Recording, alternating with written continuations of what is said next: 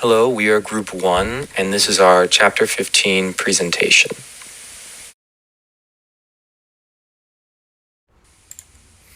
So our question was, explain what is meant by the dual court system and describe the effects it has on how cases are handled and appealed. Dual court systems play a large part in the U.S. court system. Essentially, as the title reveals, it is a two-system court system.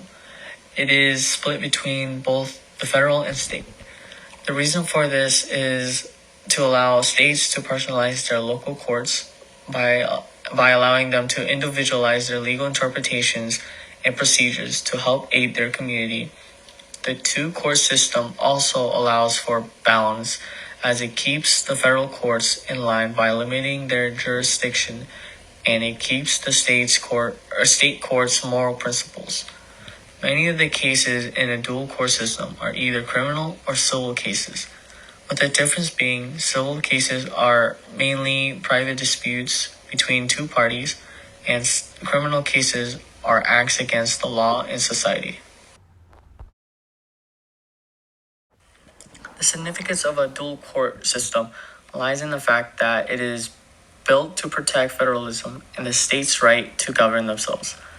The founders supported federalism because it gave more power to the individual state rather than the central government. The separate state courts deal with cases in their own borders, while the federal court interprets the law of Congress and can review state courts if it wants to and has a definitive reason to do so.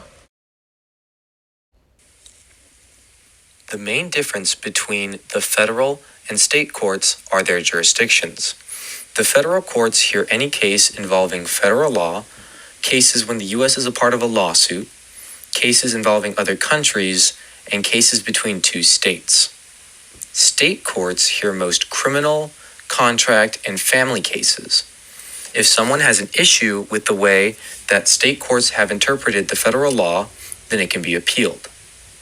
Each court system follows their respective constitution. State courts make final decisions on matters regarding the state constitutions, and federal courts make the final decisions on the U.S. law and constitution.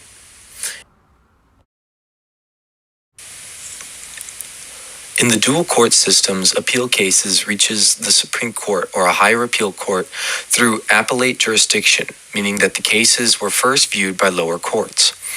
On a side note, appeal courts do not hold trials nor hear any testimony. These are two routes which appeal cases travel, the state and federal route. In the state route, colored blue on the diagram, appeal cases start at the state trial courts and work its way up to finally the Supreme Court. In the federal route, colored red, appeal cases start at one of the 91 district courts where it gets a ruling. Then, the final decisions to cases of district courts get reviewed by the Court of Appeals. If necessary, the Supreme Court reviews appeal cases from courts of appeal.